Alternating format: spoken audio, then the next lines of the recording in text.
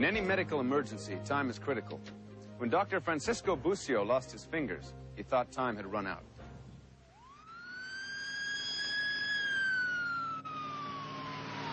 Three years ago, the world's largest city was devastated by an earthquake.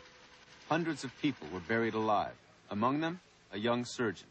I was practically dead, you know. Even my family cried for me. They thought I was dead.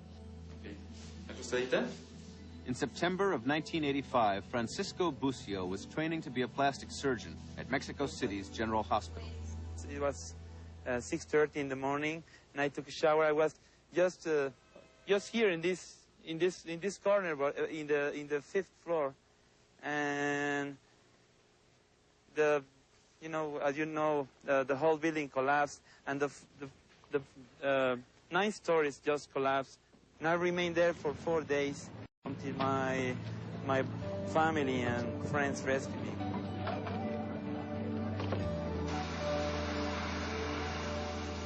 Twenty of Dr. Bucio's colleagues and friends were killed underneath that building. So he was lucky, but his right hand was crushed, and so were his dreams of becoming a plastic surgeon. All 4 fingers had to be amputated. I thought that I couldn't be a surgeon anymore. I knew that I am a doctor, but I didn't know that I could be a surgeon. Dr. Bucio's only hope was a revolutionary surgery pioneered by a man known as the father of microsurgery, Dr. Harry Bunke. I wrote Dr. Bunke in San Francisco. I asked him to help me, to see what he could do for me, and he said, of course, come here, and I went to San Francisco. Dr. Harry Bunke heads up a dedicated team of microsurgeons and researchers at the Davies Medical Center in San Francisco, a hospital world famous for reattaching fingers, hands, arms, even scalps. It's hard to believe that 15 to 20 years ago, if you chopped your thumb off, it was just thrown away. Or the whole idea of transplanting tissue, it was just an idea that had to happen. Harry Bunke made that idea happen. Back in the late 50s, he wrestled with the question, how can you sew flesh to flesh and expect those minuscule vessels and nerves to reattach themselves? Bunke worked on the answer, oftentimes in his garage. Microsurgery is really doing surgery through the microscope. In other words, we use the microscope to make structures bigger so that we can work on them. The instruments were really borrowed from the electronic field, the microassembly field, and the jeweler's forceps. These are very delicate instruments that have very fine points. Bunke made his own surgical sewing needles. He even used silk cocoons for sutures. By the time of the Mexican earthquake, microsurgery made huge advances. Surgeons were actually replacing severed thumbs with big toes. But Bucio needed fingers. Fortunately, Dr. Bunke provided an alternative.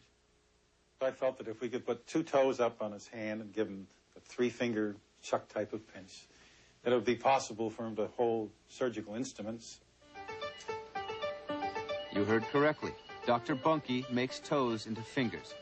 If successful, Bunke's toe-to-hand transplants can restore 80 to 90% of hand function without affecting the patient's walking ability. It's a team approach, and we have 1 team on 1 foot, 2 surgeons, and 2 surgeons on the other foot, and 2 surgeons on the hand. And the anesthesiologist, 2 scrub nurses, and techs, circulators, so there may be a dozen people working simultaneously. We take 1 toe at a time, and we cut through the bones on the toe and bring the structure from the toe up with the tendons and the nerves and the blood vessels and everything dangling. Then we put it onto the hand. After wiring bones together, the microsurgeons first establish circulation by sewing together arteries and veins. Then they'll work on tiny nerves, nothing thicker than a pencil lead, and some as thin as the wire of a paperclip.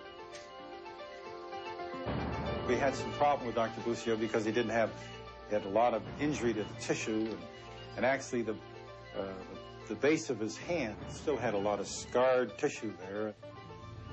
The surgery seemed to work. Dr. Bucio now had 2 toes where his fingers used to be, so he could manage simple tasks.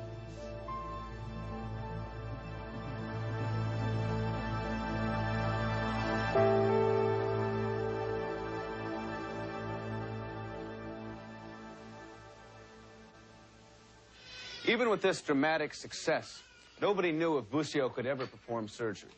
More than a year of intense therapy and perseverance would provide the answer. Bucio's hand was reconstructed 6 months after his injury, but if emergency care had been available, doctors might have been able to save his fingers. Take the case of Terry Austin, a steel worker.